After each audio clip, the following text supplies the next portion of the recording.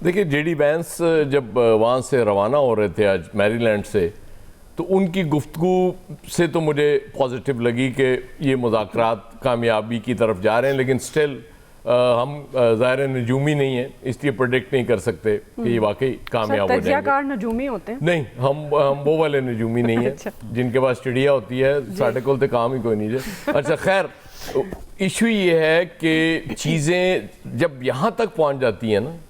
कि मुज़ाकरात की टेबल तक आने तक बहुत कुछ तय हो चुका होता है,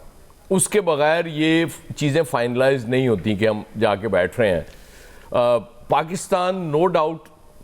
आज से कुछ अर्सा पहले कोई तसव्वुर कर सकता था कि पूरी दुनिया में पाकिस्तान की तारीफ हो रही है। लोग कह रहे हैं कि जी वो पाकिस्तान की वजह से बेशुमार ममालिक की जीडीपी बढ़ गई जैसे ही ये जंग बंद हुई। जब सबको लगी, आपने देखा जब उस पर अटैक हो रहा था उस पे गजा पे, तो कोई नहीं बोल रहा था, लेकिन जब सबके उस तक पहुंची, घर तक आग पहुंची कि जी तेल नहीं है, इकॉनमी बर्बाद हुई पड़ी है, स्टॉक मार्केट्स गिर गई हैं, तो फिर सबको लगा कि ये जंग गलत शुरू हुई है। और जंग तो पहले दिन से ख्वाहिश रही है नेतन्याहू की कि ईरान पे अटैक किया जाए। बेशुमार यूएस प्रेसिडेंट्स को उन्होंने घेरने की कोशिश की, और जॉन कैरी का मैं एक देख रहा था इंटरव्यू कि उन्होंने कहा कि ओबामा के पास जाके भी यही डिमांड रखी गई थी, लेकिन वो ज़रा कुछ समझदार सदर भी होंगे ना आ जाते हैं। तो ये जो मुजम्मिल बात कर रहे हैं ना, ये स्टेट ऑफ हॉर्मोज और ये दो जो इश्यूज़ हैं, ये इस पे ही बुनियादी तौर पे ट्रंप भी बार बार हॉर्मोज की बात कर रहे हैं कि बाकी लगता है कुछ चीज़ें काफ़ी हद तक तय हो गई हुई हैं, क्योंकि ये मामला तय होगा तो फिर मेरा ख्याल है इजराइल को समझाया जा सकता है, रोका जा सकता है, क्योंकि कल एक डेवलपमेंट ये हुई थी कि लेबनान और इजराइल में बराह रास्त मुज़ाकरात भी शुरू हुए, तो ये चीज़ें पॉजिटिव हैं। तो लेट्स होप कि जब मुज़ाकरात परसों या कल शुरू हों, या परसों कल ही हो रहे होंगे मेरा ख्याल, क्योंकि जेडी वैंस भी वहाँ से चल पड़े हैं तो पहुँच जाएंगे। उसके बाद फिर उम्मीद रखनी चाहिए, और पाकिस्तान यकीनन बहुत बड़ी अचीवमेंट है कि बिठा दिया दोनों को लाके, लेकिन स्टिल पाकिस्तान की पूरी कोशिश होगी कि ये सिर्फ वो बैठना काफ़ी ना हो, इसका आउटकम ऐसा निकले कि जाहिर है पूरी दुनिया को उसका फ़ायदा होना है। वो जो मुजम्मिल बात कर रहे थे कि हम बिल्कुल एक एटॉमिक वॉर को छू के गुजर गए हैं, तो ये इससे बड़ी तो अचीवमेंट हो नहीं सकती थी जो इस वक्त पाकिस्तान ने किया है। और इस वक्त एक ही नाम पूरी दुनिया में गूंज रहा है, वो है इस्लामाबाद। बिल्कुल, और सबकी नज़रें भी इस्लामाबाद पर हैं। नवीद साहब, चूँकि जब मुज़ाकरात की बात हम कर रहे हैं, और इससे पहले भी ज़ाहिर है ईरान को कुछ तहफ़्फ़ुज़ात हैं, जब भी मुज़ाकरात की बात हुई तो उन मुज़ाकरात को वो उनका कोई फ्यूचर नज़र नहीं आया, ख़ासतौर पर ईरान अमेरिका के हवाले से अगर देखा जाए। आपको लगता है कि क्योंकि इस जंग के दौरान से लेकर और इससे पहले भी जो सदर ट्रंप हैं उनका थोड़ा उनके हवाले से ये बात है कि वो कभी कुछ कहते हैं और कभी कुछ कहते हैं, जंग के दौरान भी देखा गया, बाद में भी कभी उन्होंने कोई ब्लेम गेम की, कभी मिन्ना तरला, मतलब ये सारी सिचुएशन उनके सामने रही। तो आपको क्या लगता है कि ये मुज़ाकरात की कामयाबी कहीं फिर ऐसा तो नहीं कि अमेरिका का कोई जो सुपर पावर ईगो है वो इसमें असरअंदाज हो? नवीद साहब। अच्छा दुआ, देखिए, एक तो मैं यानी टॉक्स के आउटकम पे बात करने से पहले मैं ये इस पे बात करूँगा कि पाकिस्तान ने जो किया, कि पाकिस्तान ने जो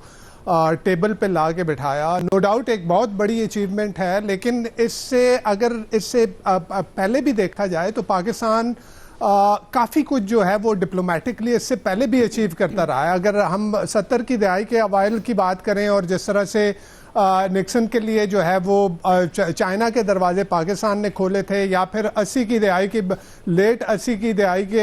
की बात करें कि जनेवा एकॉर्ड में जो सोवियत यूनियन और अफगान मुजाहिदीन उस वक्त के जो थे उनके दरमियान जो हुआ था, उसमें पाकिस्तान का कितना कुलीदी रोल था, और फिर जो दोहा एकॉर्ड हुआ अब जो तालिबान और अमेरिका के बीच में, उसमें पाकिस्तान का कितना बड़ा रोल था। तो पाकिस्तान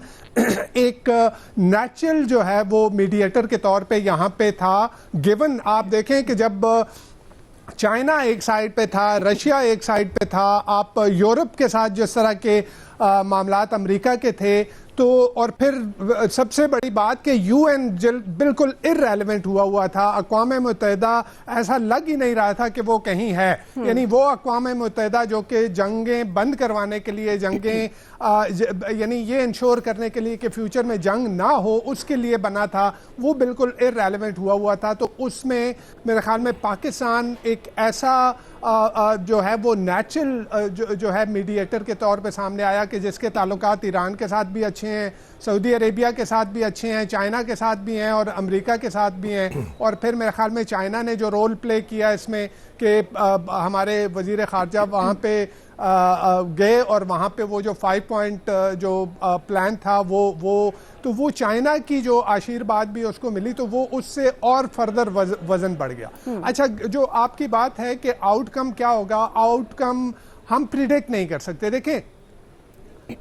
अमेरिका की, सिर्फ मैं ट्रंप की बात नहीं करूंगा, अमेरिका का खुद का जो ट्रैक रिकॉर्ड रहा है वो कोई अच्छा नहीं रहा। आप देखें, ओबामा ने जो है वो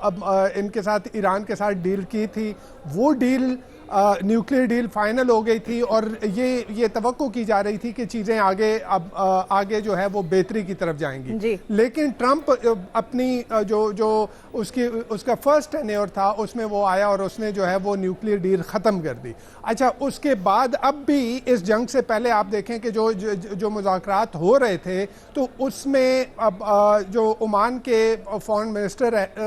मिनिस्टर हैं, उन्होंने ऑन रिकॉर्ड कहा कि चीज़ें ऑलमोस्ट तय हो गई थी और उसके बावजूद वो यही कह रहे थे कि मुझे हैरत इस बात पे है कि क्यों ऐसे किया गया जबकि ईरान सारी चीज़ें मान चुका था। तो अब एक डिस्ट्रस्ट तो है, यानी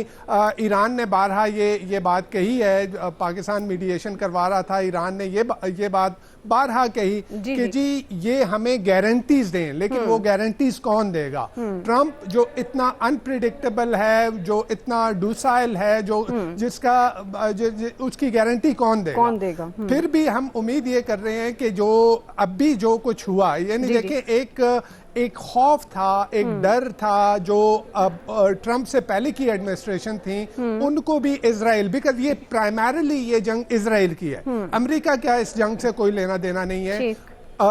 इजराइल ने, बेंयामिन नेतन्याहू ने फोर्स किया, वो इससे पहले एडमिनिस्ट्रेशन को फोर्स करता रहा, लेकिन जो पहले की जो यूएस एडमिनिस्ट्रेशन थी शायद उनको इस बात का एहसास था कि बंद मुट्ठी खुलनी नहीं चाहिए। बिल्कुल, अब वो बंद मुट्ठी खुल गई। ईरान को ये पता चल गया कि वो सस्टेन कर सकता है, जिस तरीके से वो लड़ा, जिस तरह से उसने अपने आप को डिफेंड किया, उसके लिए इस जंग को, ये दो सुपर पावर की मिलिट्री माइट को सरवाइव करना, यही उसकी जीत थी। तो मेरे ख्याल में अब अमेरिका को भी ये एहसास हो गया होगा। ईरान का नो डाउट बहुत नुकसान हुआ है कि जो है हजारों की तादाद में उनके टारगेट्स जो है हिट हुए हैं, बहुत सारी जो है कैजुअल्टीज वहां पे हुई हैं, बहुत सारा इंफ्रास्ट्रक्चर जो है वो तबाह हुआ है। लेकिन मैं ये कहूंगा कि हर दो अतराफ को शायद ये अंदाजा हो गया, लेकिन स्पॉइलर यहाँ पे इजराइल होगा। इजराइल की जो अभी भी देखें, उन्होंने जो लेबनान पे फिर फ्रेश अटैक किया, हालांकि कल प्रेसिडेंट ट्रंप ने उनको कहा था कि जी आप जो है लेबनान के ऊपर अपनी कार्रवाइयाँ रोकें। तो स्पॉइलर अगर बीच में ना आए तो मेरे ख्याल में कोई बेहतरी की तवक्को की जा सकती है। सिर्फ एक सेशन से नहीं होगा, मेरे ख्याल में ये सेशन जो है ये ग्राउंड बनाएगा आगे के मुज़ाकरात। सिर्फ एक सेशन से नहीं होगा, ये सेशन ग्राउंड बनाएगा, और जबकि इजराइल मौजूद है स्पॉइलर के तौर पर।